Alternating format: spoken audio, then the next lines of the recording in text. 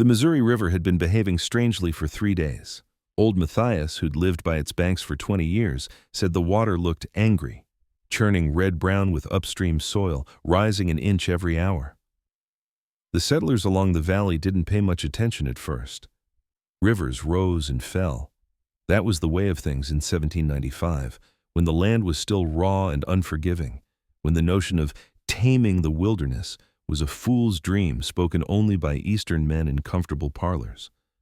But on the fourth day, when the sky opened with rain that fell like nails driven from heaven, the Missouri stopped being a river and became a roaring beast. Clara Whitmore was kneading bread when the first shouts reached her cabin. She was a large woman, the kind of large that made people look away quickly, then whisper when they thought she couldn't hear.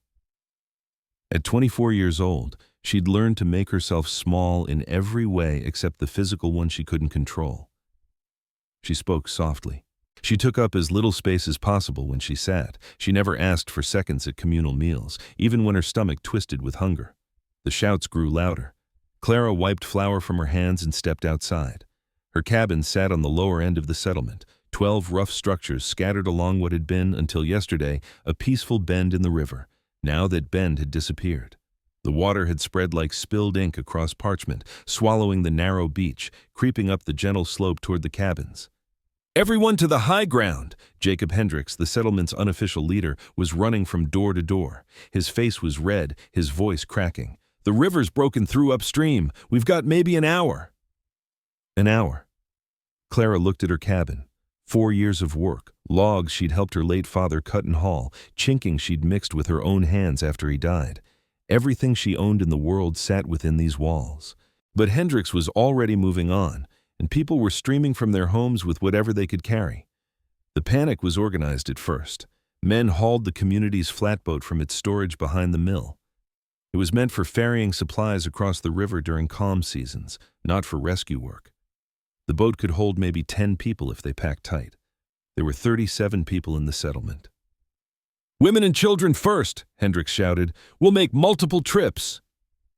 But even as he said it, Clara could see the lie in his eyes. The water was moving too fast. There wouldn't be multiple trips. She joined the crush of people moving toward the boat. The rain had turned the ground to soup. Women clutched children in bundles of possessions. Old Mr. Peterson stumbled, and 2 younger men caught him, half dragging him forward. The river's roar grew louder, a sound like continuous thunder. When they reached the boat, Hendricks was already organizing people. "Martha, you and the baby. Sarah, get in. Clara?"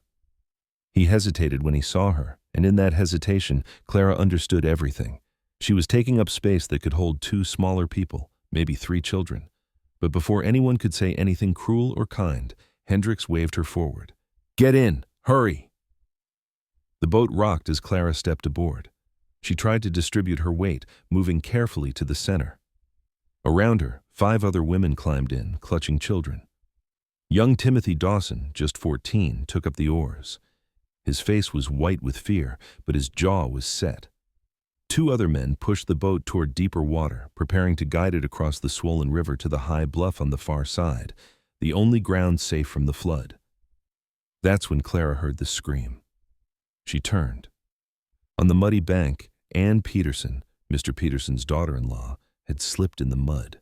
She was 20 years old, with a 3-week-old baby wrapped in her arms, falling backward, unable to catch herself. Her husband lunged for her but missed. Ann went down hard, the baby's cry sharp and terrified. "Wait!" someone shouted. "Ann's not on!" But the boat was already in the current. Timothy fought the oars, trying to hold position, but the Missouri was too strong. The boat swung sideways, water sloshing over the gunwale. "We can't hold it," one of the men in the water yelled. "We have to let go or we'll lose the boat entirely." "One more person and we'll sink," another voice added. "The boat's already riding too low." Every face turned toward Clara. No one said the words aloud, but Clara heard them anyway in the silence, in the way eyes flicked from her to Ann and back. The math was simple and brutal. Clara weighed as much as Ann and the baby combined, maybe more. Ann was struggling to her feet, mud covering her skirt, the baby wailing. Her husband pulled her up, but they were 10 feet from the water. The boat was already 5 feet out, the current pulling it farther every second. "Please," Ann cried, "my baby!" Clara looked at the infant's red, terrified face. She looked at Anne's outstretched hand. She looked at the other women in the boat, all of them silent, all of them knowing what would happen if Clara stayed and Anne couldn't board. Then she looked at Martha Hendricks, who wouldn't meet her eyes, at Sarah Fleming, whose hand tightened on her own daughter's shoulder, at young Timothy, whose knuckles were white on the oars. Nobody would make her get out, but nobody would protest if she chose to leave either. Clara's hands were shaking as she stood. The boat rocked dangerously. "I can swim," she said. Her voice barely carried over the water's roar. "A little. I can make it to that fallen tree over there." "Clara, no!" Martha started, but her protest was weak, relieved. "Let Anne on." Clara was already moving toward the side of the boat. "Please, the baby." She didn't wait for permission. If she waited, if she thought about it, she'd lose her courage. Clara stepped over the side of the boat into water so cold it drove the air from her lungs. Her feet found mud, and for a moment she stood chest-deep, gasping. "Bring her in," Hendricks shouted from shore. "Quick, before we lose the position." The men hauled the boat back close enough for Anne to wade out and climb aboard. The baby's cries intensified, then muffled as Anne clutched the infant to her chest. Clara watched the boat swing back into the current. Timothy pulled hard on the oars. The vessel began moving toward the far shore, riding noticeably higher in the water now. Nobody looked back at her. Nobody waved. The relief in the boat was a palpable thing. Clara stood in the river, watching them go. Then the current found her legs and pulled, and suddenly she wasn't standing anymore. She was in the water, the cold, a living thing trying to drag her down. Her dress became a weight, her boots anchors. She flailed, managed to grab a branch, lost it. Water filled her mouth. She was going to die. The thought came with strange clarity. She'd given up her seat, and now she would drown, and in a week or a month, someone would tell the story of the fat woman who sacrificed herself for a baby. They'd make it sound noble. They wouldn't mention that she'd been given no real choice, that her worth had been weighed against a stranger's and found wanting. Something solid hit her shoulder. Clara grasped it blindly, a log, half submerged, spinning in the current. She threw her arms over it, gasping. The log carried her downstream, away from the settlement, away from the boat, away from any hope of the high ground. The world became water and sky and the burning in her lungs. Clara kicked weakly, trying to steer toward shore, but the current was too strong. She was going to die holding a log in the Missouri River, and nobody would even know where to look for her body. Then a voice cut through the roar. "Hold on!" Clara's vision was blurring, but she saw a figure on the bank, a man, tall and rangy, running parallel to her position. He had a rope in his hands, one end tied around his waist. Without breaking stride, he dove into the river. The man swam like an otter, powerful strokes that cut through the current. He reached Clara in seconds, grabbed the back of her dress. "I've got you," he shouted near her ear. "Don't let go of the log." He was pulling her and the log together toward the shore, or trying to. The current fought him for every foot. Clara wanted to help, wanted to kick, but her legs were numb and useless. She could only hold the log and trust this stranger. Twice the current nearly tore them apart. Once Clara's grip slipped and she went under, swallowing water. But the man's hand found her collar and hauled her back up. His face was set in grim determination, water streaming from dark hair and a thick beard. Finally, impossibly, Clara felt mud under her knees. The man was dragging her up a slope onto a small rise that stood above the churning water. 3 other people were already there. Old Mr. Peterson, who must have been left behind when his legs gave out, and 2 children Clara didn't recognize, too terrified to even cry. The man who'd saved her collapsed next to her, chest heaving. The rope around his waist stretched back to a tree trunk, still holding despite everything. "Thank you," Clara gasped. It seemed inadequate, but she had no other words. He turned his head to look at her. His eyes were gray, sharp even in exhaustion. "Hawk," he said. "Name's Hawk. You?" "Clara." "Well, Clara, you picked a hell of a day for a swim." Despite everything, the cold, the fear, the exhaustion, Clara felt a laugh bubble up. It came out as a sob instead. "I gave up my spot, on the boat, for a woman with a baby." Hawk's expression didn't change. "I saw. Everyone, they all looked at me like I was the problem, like I was too heavy, too much." "And?" Hawk sat up, wringing water from his shirt. "Did the boat make it across?" Clara nodded. She'd seen it reach the far shore just before she went under. "Then you saved lives today." Hawk said it matter-of-factly, the way another man might comment on the weather. "Your choice to step out, your weight that made room, that baby's alive because of you." "Nobody thanked me," Clara whispered. "They just let me go." Hawk's jaw tightened. "Yeah, that happens." He stood, testing his legs, then reached down to help Clara up.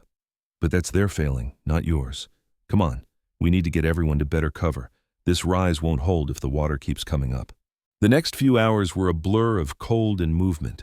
Hawk led their small group higher to a rocky outcrop that stood another 20 feet above the river. The climb nearly killed Clara. Her dress weighed 50 pounds wet, her boots kept slipping on stone, and her legs screamed with every step. But Hawk stayed behind her the whole way, one hand on her back, pushing when she faltered, his voice steady. "One more step. That's it. Keep moving." By nightfall, they'd made it to relative safety. The water was still rising, but slowly now. The rain had stopped. Hawk built a small fire in the shelter of an overhang, using techniques that seemed like magic to Clara. Wet wood that shouldn't burn, flames from flint and steel when everything was soaked. Old Mr. Peterson fell asleep immediately, wrapped in a blanket Hawk had pulled from a waterproof pack. The two children, a boy and girl, siblings maybe 7 and 9, huddled together near the fire. Clara learned their parents had been swept away trying to reach the boat. The children had survived by climbing into a tree, which Hawk had found them in during his search for survivors. "You went looking," Clara said quietly. She and Hawk sat slightly apart from the others, sharing what passed for watch duty. While everyone else was running, someone had to. Hawk poked at the fire with a stick. "Besides, I'm not part of your settlement. I'm a trapper. Was passing through, saw the situation developing." "You could have kept going." "Could have." He looked at her directly. "But I'm not in the habit of leaving people behind to die because it's convenient." The words hung in the air. Clara understood he wasn't just talking about his own choices. "Why did you really get off that boat?" Hawk asked. "And don't give me that line about being able to swim." Clara was silent for a long moment. The fire crackled. Across the river, she could see other fires on the high bluff. The settlement's survivors, she hoped. "Because," she finally said, "I've spent my whole life being told I take up too much space, that I'm too much, too big, too heavy. When everyone looked at me in that boat, I saw what they were thinking. If she gets off, we're all safer. The boat rides higher, more stable, better odds." Did anyone actually say that? They didn't have to. I could see it in their eyes. And the thing is, Clara's voice broke slightly. The thing is, they were probably right. I do way more. The boat was riding low. With me off and Anne on, they had a better chance. Hawk was quiet for a moment. Then he said, "That's the cruelest type of calculation, the kind that's mathematically true but morally bankrupt." "What do you mean?" "I mean," Hawk said, "that yes, weight matters on a boat, but so does 100 other things. The distribution of that weight, how people shift when they panic, whether the pilot knows what he's doing, the angle of approach to the shore. You getting off might have helped, or it might have made no difference at all. But once people decide someone is the problem, the numbers don't matter anymore. It's just about having someone to blame."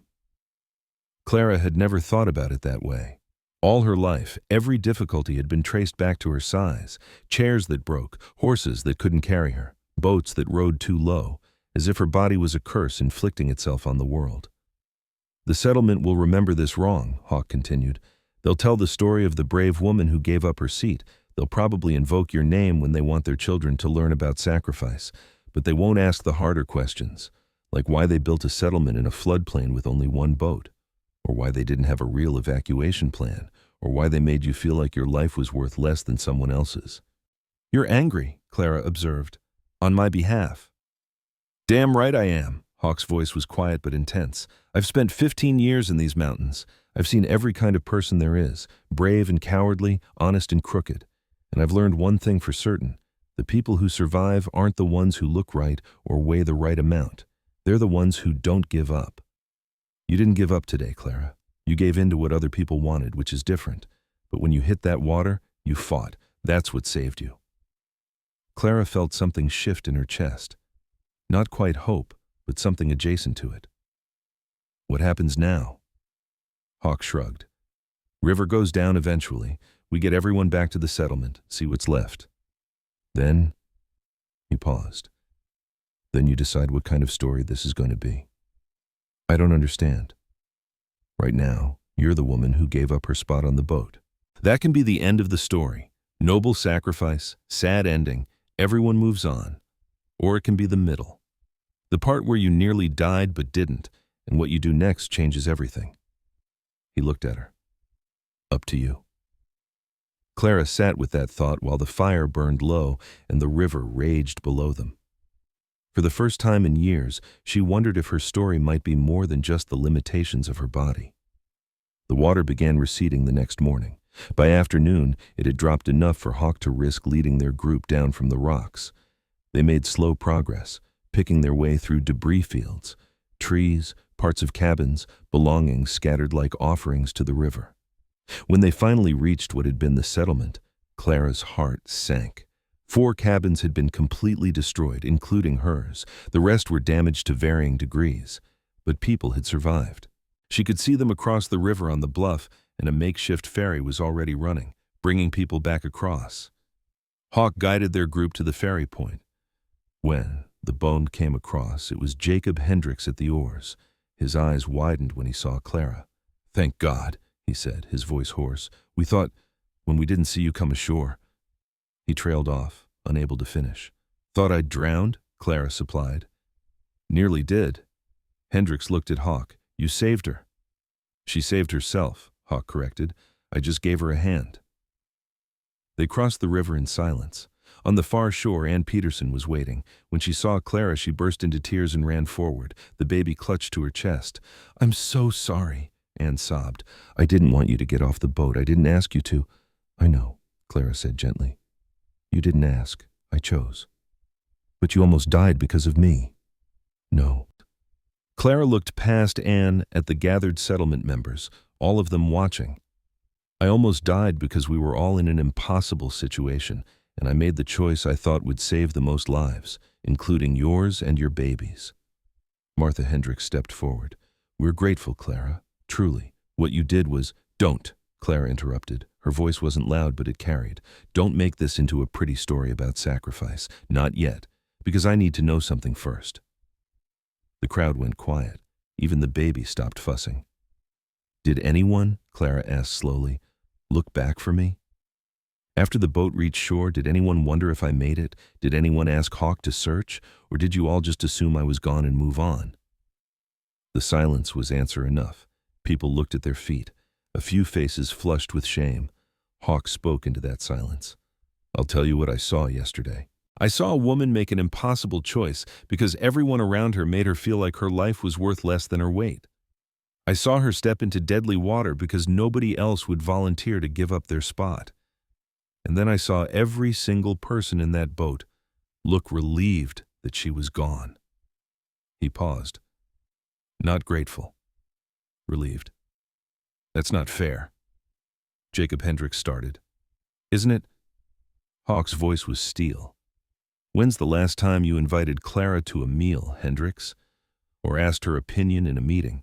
Or treated her like a person instead of an inconvenience?" He turned to address the whole crowd.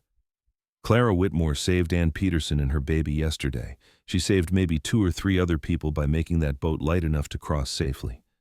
And not one of you acknowledged that until you saw she survived anyway." "We were going to," Martha began. "Going to what? Tell her story? Teach your children about her sacrifice?" Hawk's laugh was harsh. "Let me guess.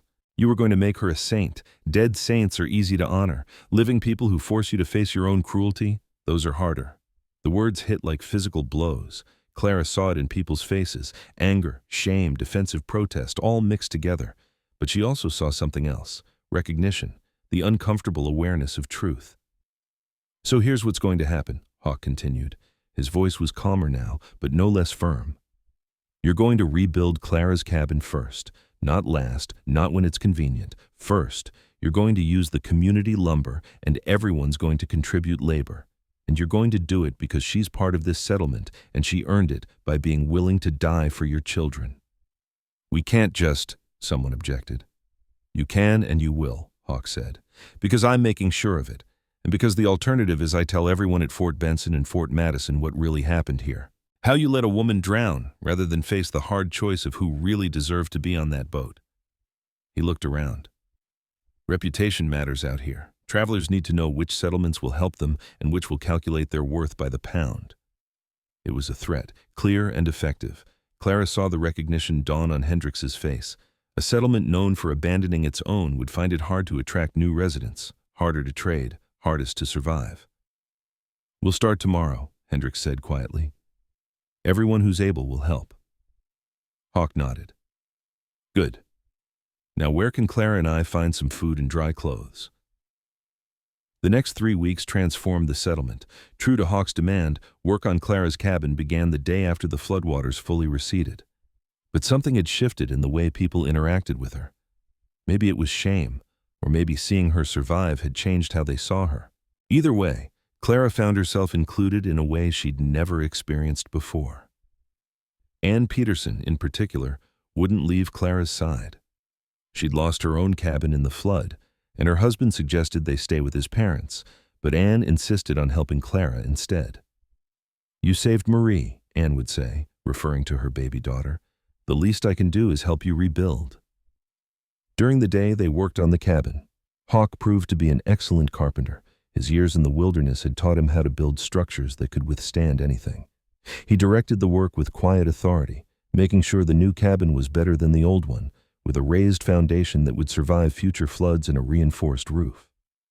At night, Clara, Hawk, and Ann would sit by the fire and talk. Ann spoke about her fears during the flood, how she'd been certain she and Marie would die. Clara shared stories about her father, who'd died 2 years earlier, and how she'd struggled to maintain the homestead alone. Hawk talked less, but when he did, his stories were vivid. Tales of winters in the high mountains, encounters with grizzlies and wolves, the strange beauty of the wilderness.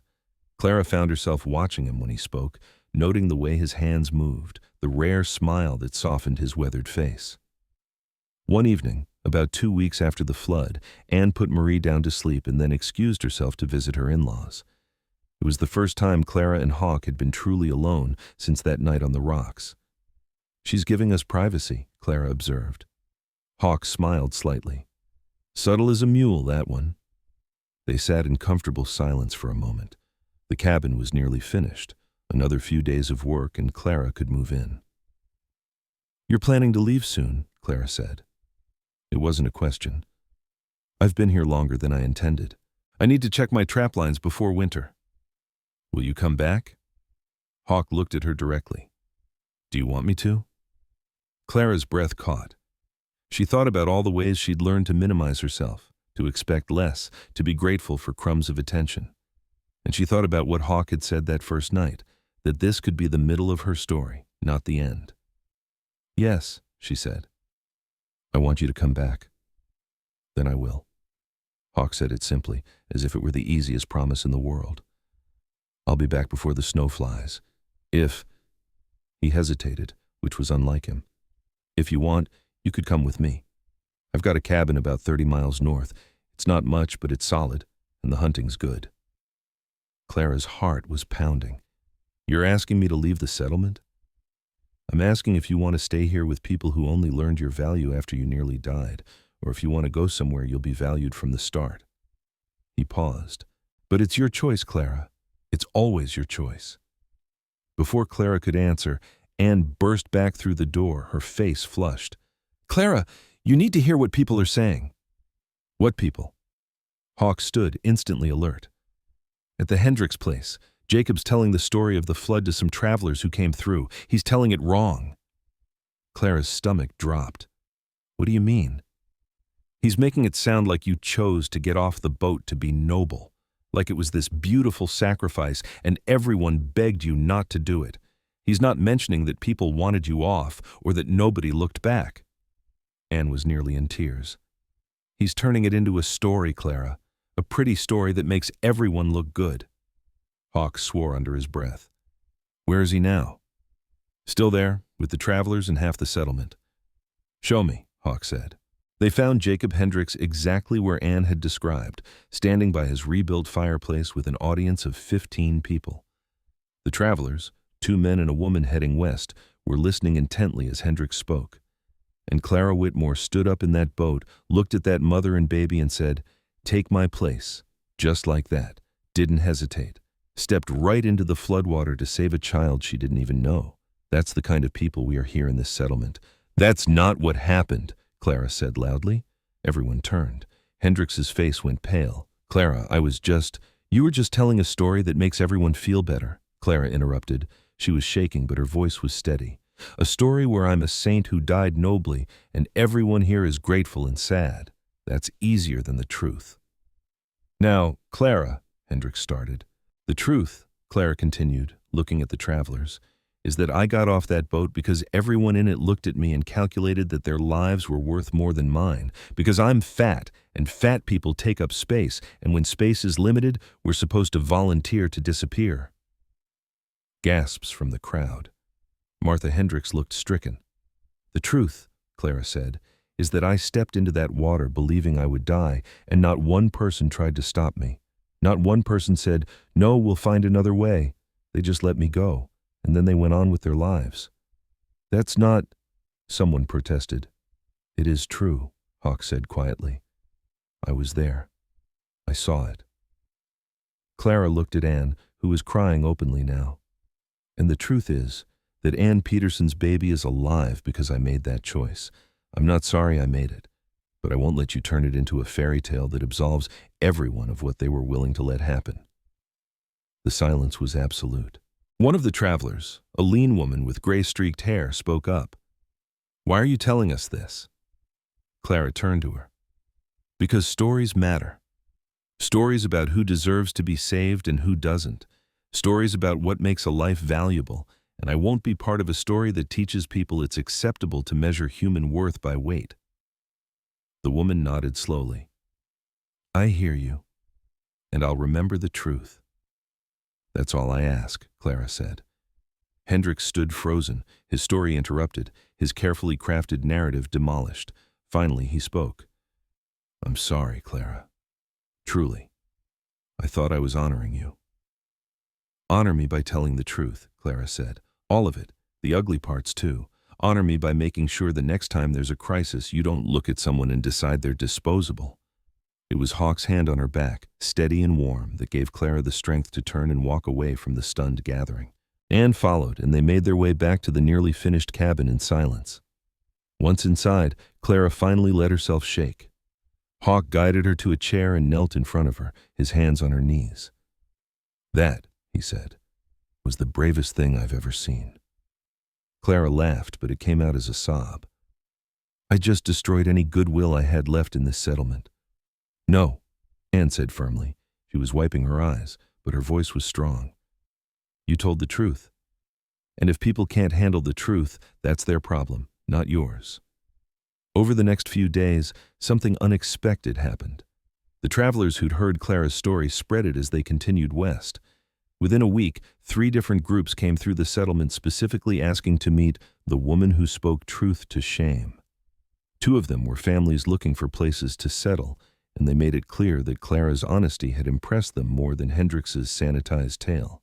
More importantly, people within the settlement began changing how they spoke to Clara. It was subtle at first, actual invitations to meals instead of obligatory ones. Questions about her opinion on settlement matters, small acknowledgments that she was a person with value beyond her willingness to sacrifice herself. Martha Hendricks came to the cabin one evening and sat with Clara for an hour, saying nothing at first. Then finally, "I wanted you off that boat. I was relieved when you stepped out. And I've spent 2 weeks trying to convince myself that wasn't a terrible thing to feel, and I can't. I'm sorry." It wasn't a perfect apology, but it was honest, and that mattered. On the day the cabin was finished, the settlement held a small celebration.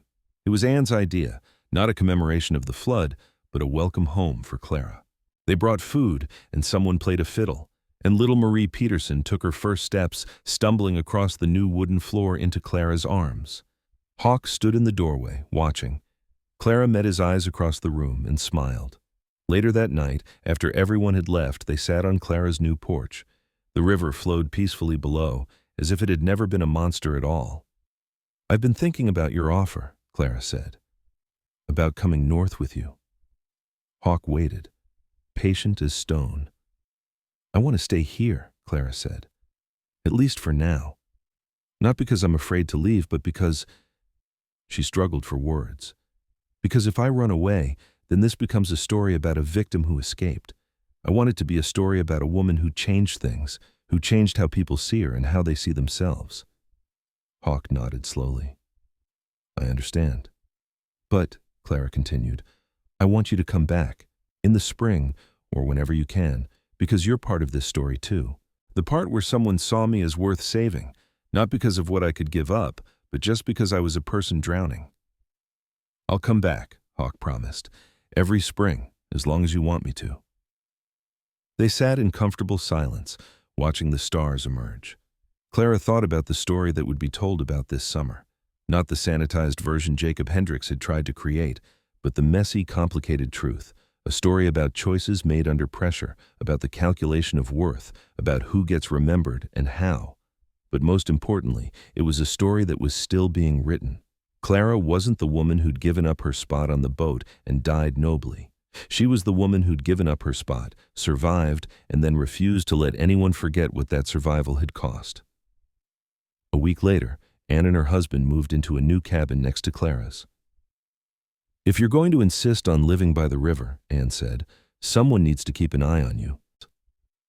Little Marie grew, and Clara became Aunt Clara. Not by blood, but by the bond of a life saved and a debt that could never truly be repaid, so instead became a relationship of equals. Hawk returned in the spring, as promised, and the spring after that, and the one after that. Each time he stayed a little longer.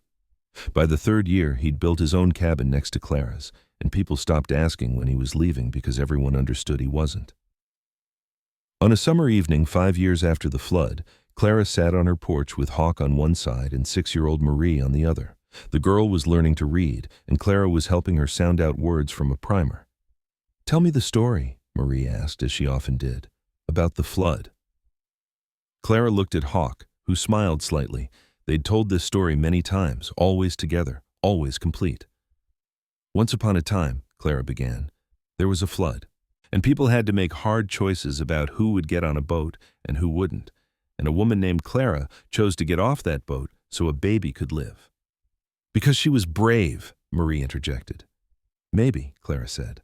Or maybe because she'd been taught her whole life that she wasn't worth as much as other people.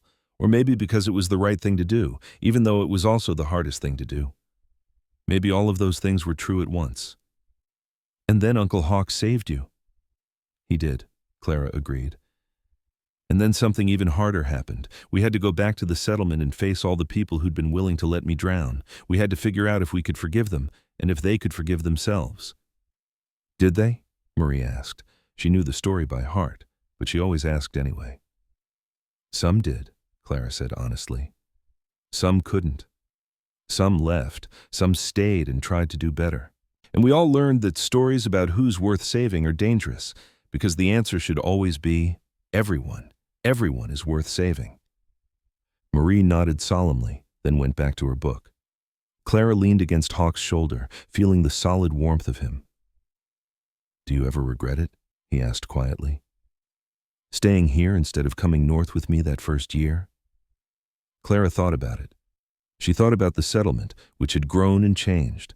She thought about the families who'd come specifically because they'd heard there was a place where truth mattered more than comfort. She thought about Anne and Marie, about the garden she'd planted, about the life she'd built from the wreckage of that flood day. No, she said, because this is what I learned that day in the river. I'm not the weight of my body. I'm not the space I take up. I'm not the inconvenience people feel when they see me. I'm the sum of my choices, and every day I choose to be more than what people expect. That's not a story you can tell in a single sentence. It's not neat or simple, but it's mine. Hawk kissed the top of her head. Yes, it is. The river flowed below them, peaceful and eternal. Somewhere in the settlement, someone was probably telling the story of Clara and the flood. Maybe they were getting it wrong again, making it too simple or too pretty. But Clara had learned that she couldn't control which stories people told. She could only control which stories she lived. And she had chosen to live a story about survival. about truth, about refusing to be diminished by others' expectations or limitations, about building a life that was worth saving, not because she'd sacrificed herself, but because she'd refused to be sacrificed. Marie turned a page in her book. Hawk's hand found Clara's. The sunset painted the river gold and red.